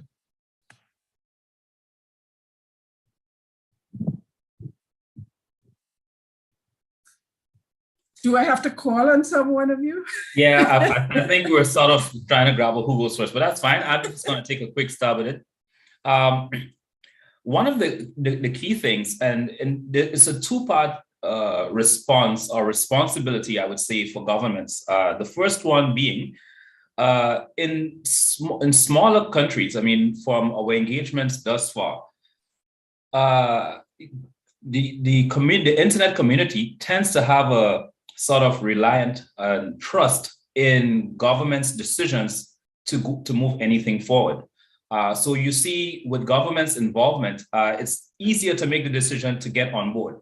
And I think the role the governments really play as well, if I focus on the second part, is not just working with the strategy to move internet exchange points, critical infrastructure deployments, but also to bring value by ensuring that all the e-services, and I'm seeing this happening today, where since COVID, you have now your digital COVID passes, your digital vaccination cards, sign up for your cards, sign up for your vaccines. All these things are being done, and they were hosted in maybe one of the cloud providers' infrastructure. But now you see, in some instances, government building out their local platforms, which should be either in a local data center or even in an IXP, where you can have this sort of, digital, signs up and registrations for these critical services. So government's role is one whereby it's going to be supportive and participative. So yeah, they're important, very, very much so in our side of the world as well.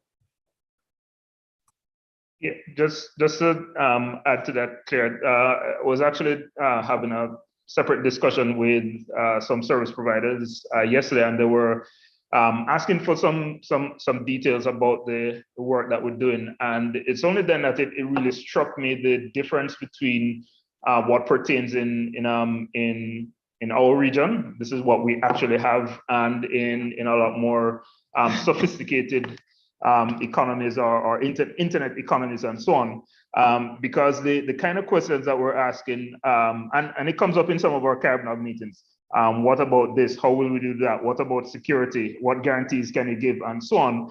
I was just kind of casually saying to the people I was talking about this. Listen, when you're at like in a NANOG beer and gear context, or you go to one of the peer forum meetings and so on, what typically happens is that you throw two ISPs into a room and they work out some details, and then they come out with their peering agreements.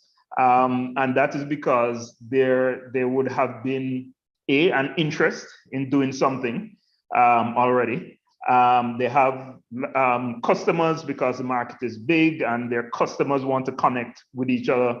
And so, all of the issues around the lawyers and the legal contracts and how we're going to handle security and so on, there's deep corporate policy already dictating this is how we're going to do it if we're going to peer with somebody else, right? And each side has that.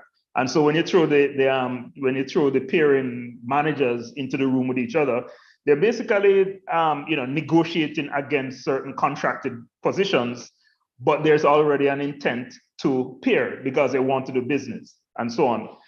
Inside of our region, we tend not to have that reflexive or strong desire out the gate to peer because there's good business reasons for it, and I have 2 million customers clamoring for this person's content. That's not our situation. And so I think in our region, we do see governments and regulators having to basically come in and set the stage and more make an invitation and probably do a lot of that brokering and hand-holding and third party. We have to bring the participants into the same room and suggest that you might want to think about this policy and you might want to look at this, and let me answer some security concerns for you. Here's the best practice and so on and so forth.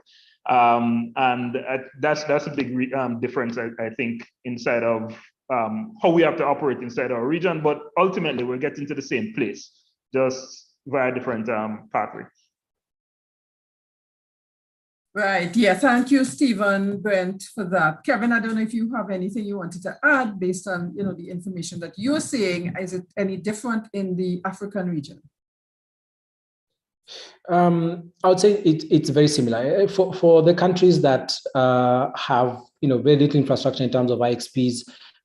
They have not scored well on the index, and that's a clear indicator that IXPs are very important. And I'm very glad to see the work that's going on in the Caribbean region, and the support from ISOC and NSRC in terms of getting more IXPs running there, because they are key. And it's what we're hoping with this work is just to highlight some of the gaps that could be plugged. IXPs is definitely one gap that needs to be addressed. There are more sort of services that need to be at the local level, like DNS and others. So our intention with what you're doing with the Internet Resilience Index is just to make it easy for policymakers or network operators to quickly identify gaps and then make informed decisions on what can be improved. Thanks, Kevin. That brings us nicely into the segment on member update open mic. And we have one member on the chat who would like to give an opportunity. He is developing an internet exchange point in Antigua. And this is a different model for developing internet exchange points because he's a single individual and now he's attempting to get persons to peer on that. His name is Yves Ephraim, and we just want to hear from him, his experience in getting that going. And if there is any way that CaribNOG and maybe some of the other stakeholders on this call may be able to help him to move this important project along. Thanks, Yves. Hi, good morning, Claire. Can you hear me? Yes, we can hear you. And good morning to everyone who's I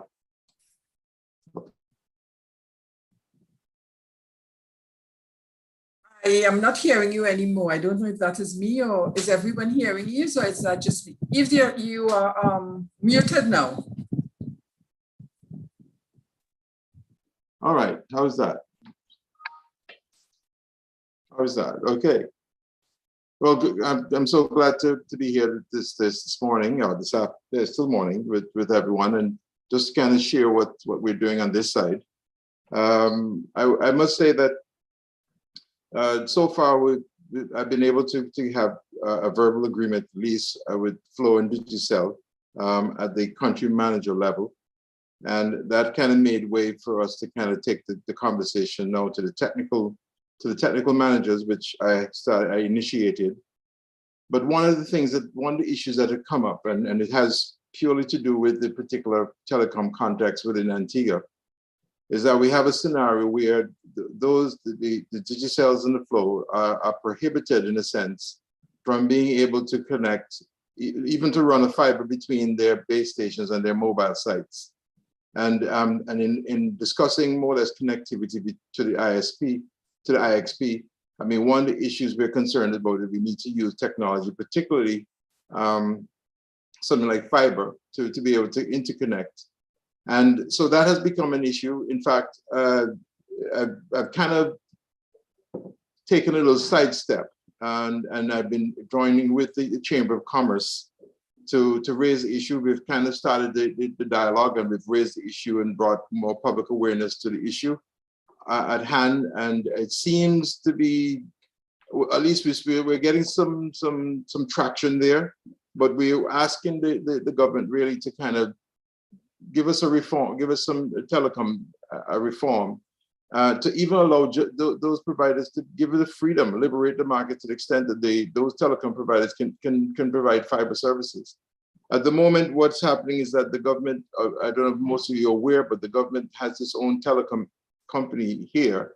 And from my perspective, what they seem to be doing is that they seem to be telling the other providers to hold back while they actually fund their own telecom provider to go forward and deliver fiber services nationally. And we're certainly joined with the Chamber of Commerce to kind of push that agenda, to bring that awareness and to kind of call the government out, to really give us a more or less a telecom environment that is fair. So that is where we are now. We kind of, a subcommittee was set up with the Chamber of Commerce. We've had some dialogue with the membership and raised that awareness, and we've had some public consultation. And so I myself have been on the radio on those issues. In fact, I guess my involvement with the Chamber has put me in the position where I'm the president of the Chamber of Commerce, and now we are pushing that agenda. So we've had, in fact, this particular week, we had the telecom minister actually indicating that he's heard the Chamber of Commerce, and I've had an opportunity to be in the same platform with that minister and kind of made it very clear that we'll be coming to talk to him on this matter. So I think I need to push that agenda, one, because it's kind of had an impact on going forward with IXP. So I've kind of been forced to kind of change direction just temporarily to kind of get over this particular hurdle so we can really make this thing a reality. So that's where we are right now on that. Yves, Albert Daniels of ICANN sent congratulations in the chat. Oh, thank you, sir. What do you see as a bottleneck? Is it that because what we're finding, some providers, they may think that there isn't neutrality or there isn't trust. Is it that they think that your IXP may be a private IXP? What do you see as the major hurdle why you are not having the kind of traction that you expected? Well, I think the advantage that a company like mine has, like company Pegasus Technology has, is that I've worked with the other ISPs and we've developed that level of trust. There is certainly no confidence in the government, mainly because of their conflict of interest with their own company. And if I don't know how closely you've been following what's been going on in Antigua, but recently they've had a situation where the government forcibly took back spectrum to make it available to the local telecom company.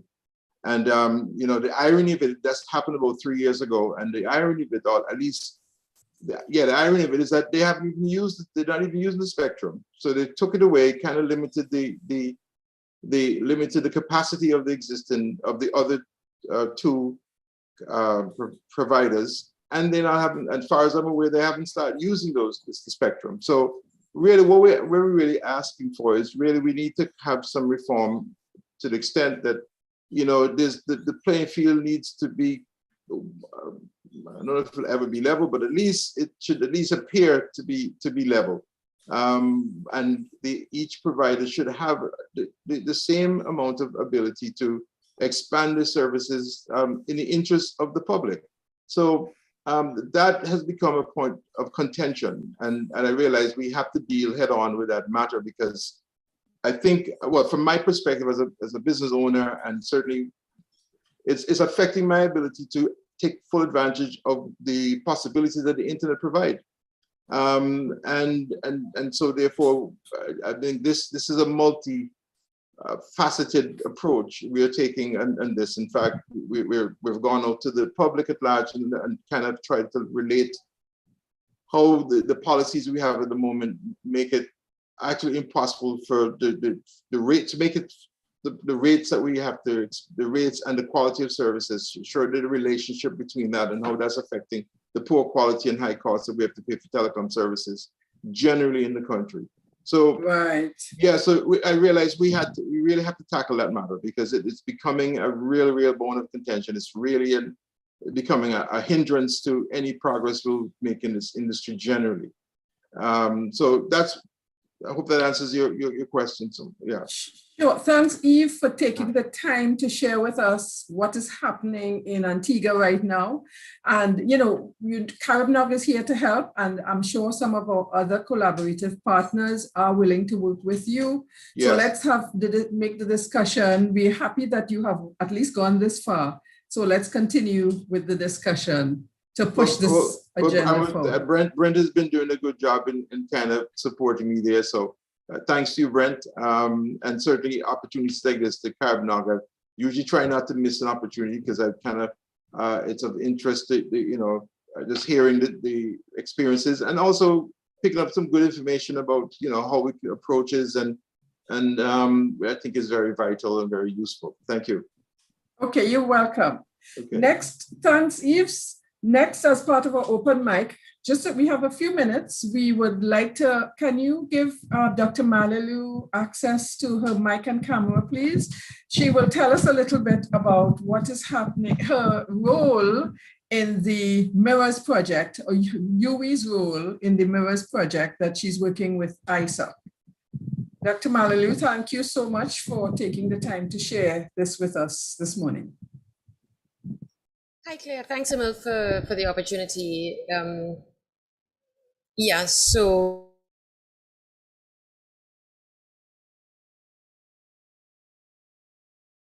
Kim, are you all hearing Kim? I'm not.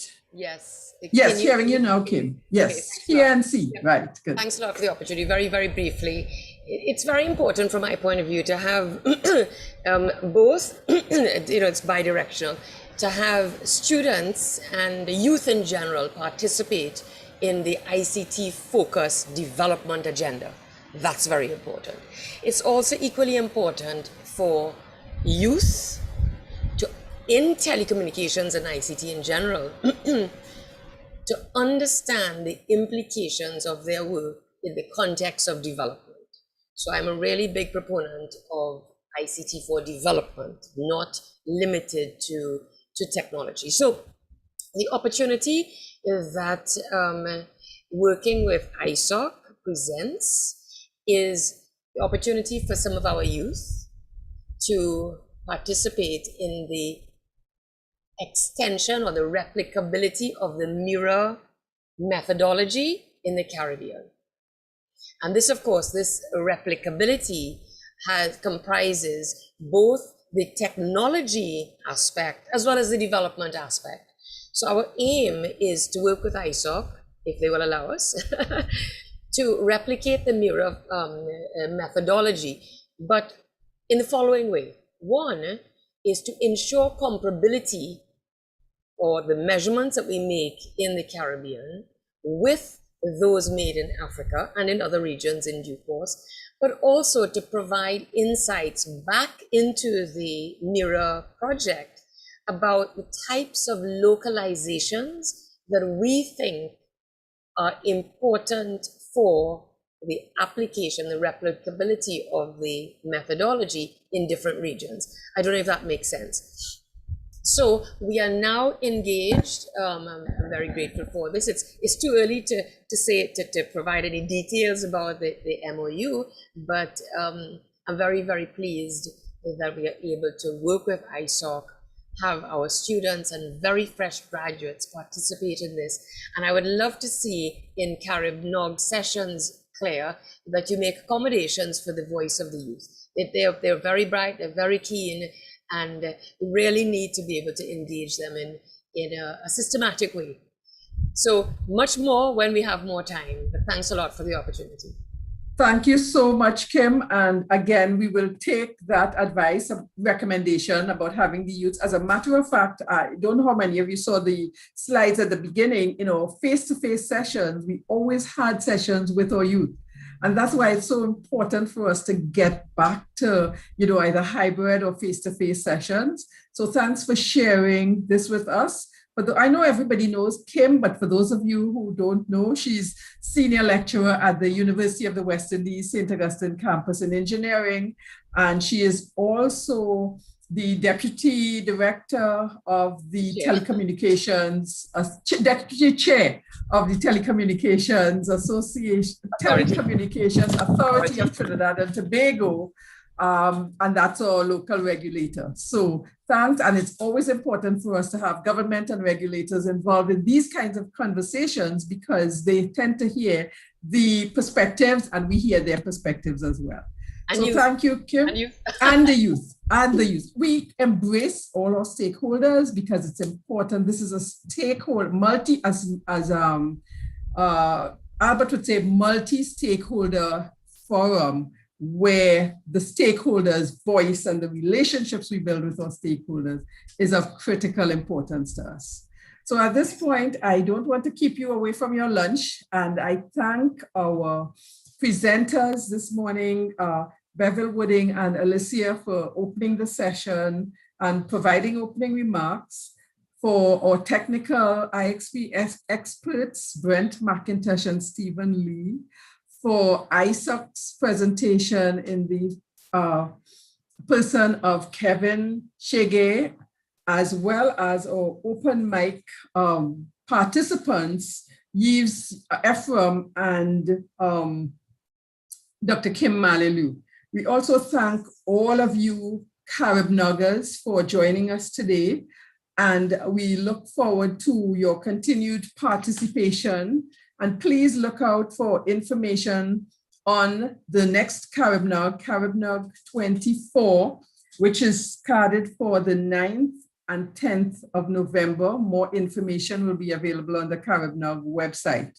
Albert did not put up his hand or speak today, but he's commenting. Albert says that the LAC Roadshow is on the 31st of May, and he's going to be sending out invitations. So let's look out for that. Dominica, Grenada, Barbados, and Guyana. So we look forward to hearing more from you, Albert, on that. And on that note, I say thanks again to our collaborative sponsors, for everyone who took the time to attend CaribNOG. It was, as usual, very informative. And please continue to share the information about CaribNOG with your networks. Thanks. Have a wonderful afternoon, or I don't know what time it is where you are in Kenya. Kevin, it's probably evening by now. Enjoy the rest of your day. Take care, everyone, and goodbye.